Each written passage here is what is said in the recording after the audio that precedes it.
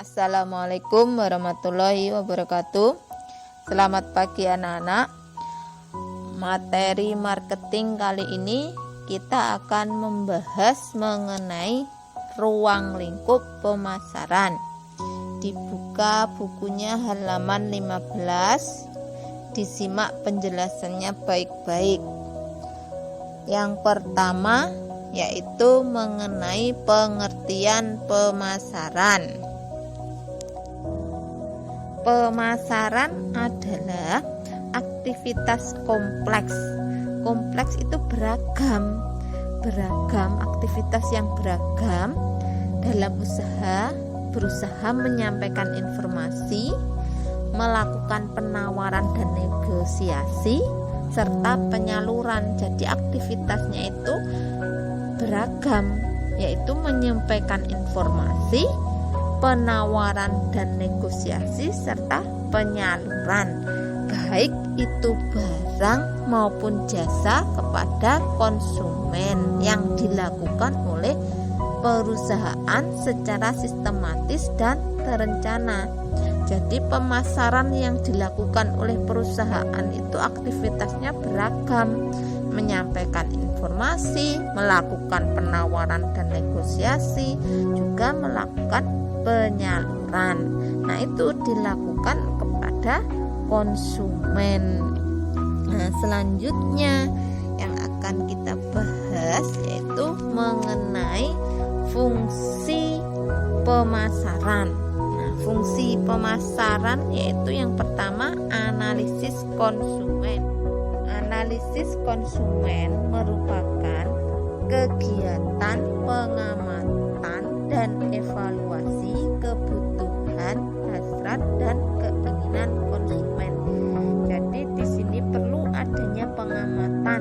Nah, pengamatan ini bisa dilakukan melalui survei langsung seperti wawancara. Nanti akan dievaluasi. Evaluasi ini akan menghasilkan apa yang dibutuhkan, yaitu kebutuhan, hasrat dan keinginan konsumen tersebut. Fungsi selanjutnya yaitu penjualan produk atau jasa. Sudah jelas, kita memasarkan barang itu kan untuk menjual produk dan jasa. Fungsi selanjutnya yaitu mengenai perencanaan produk dan jasa. Setiap perusahaan ataupun seorang pembisnis pasti memiliki perencanaan produk ataupun jasa. Nah, untuk menguji perencanaan tersebut berhasil atau tidak, perlu adanya pemasaran. Nah, ketika barang itu dipasarkan atau dipromosikan kepada konsumen, disinilah konsumen itu menyukai atau tidak. Ketika produk tersebut disukai, berarti rencananya berhasil. Kalau konsumen tidak menyukai produk tersebut, berarti perencanaannya tidak berhasil, sehingga perlu adanya perencanaan baru yang lebih baik. Selanjutnya yaitu mengenai distribusi. Ketika pemasaran itu berhasil, maka perusahaan itu akan lebih berkembang. Disinilah ketika perusahaan mengembangkan pasar baru, maka distribusi ini dibutuhkan, karena distribusi ini mencakup pergudangan, saluran-saluran distribusi, lokasi tempat retail, wilayah penjualan, tingkat dan lokasi persediaan, kurir transportasi, dan lain sebagainya. Selanjutnya, fungsi pemasaran yaitu riset pemasaran. Riset pemasaran merupakan pengumpulan, pencatatan, dan penganalisisan data yang sistematis mengenai berbagai persoalan yang terkait dengan pemasaran barang dan jasa.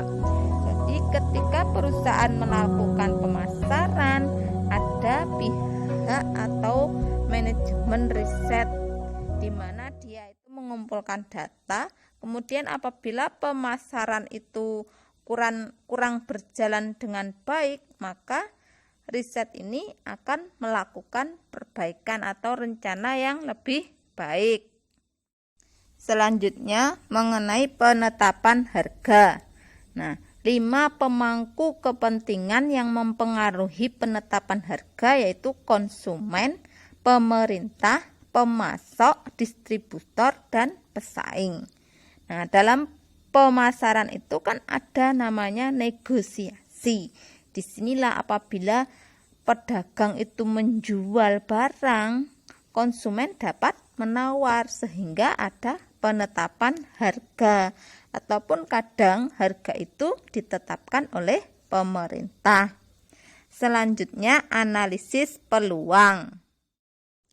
Ketika melakukan pemasaran pasti akan mengeluarkan biaya. Disinilah perlu dianalisis. Apabila manfaat yang diharapkan itu melebihi total biayanya, maka peluang untuk mendapat keuntungan lebih besar. Begitupun sebaliknya. Nah, selanjutnya yang akan dibahas mengenai tujuan pemasaran. Yang pertama, konsumen potensial mengetahui secara detail produk yang dihasilkan dan perusahaan pun dapat menyediakan permintaan konsumen tersebut.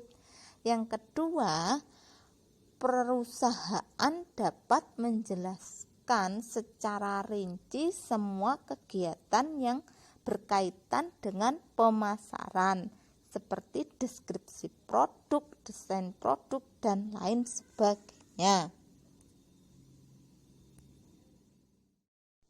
Tujuan selanjutnya, perusahaan dapat mengenali dan memahami pelanggan sehingga produk ini cocok dan dapat terjual dengan sendirinya.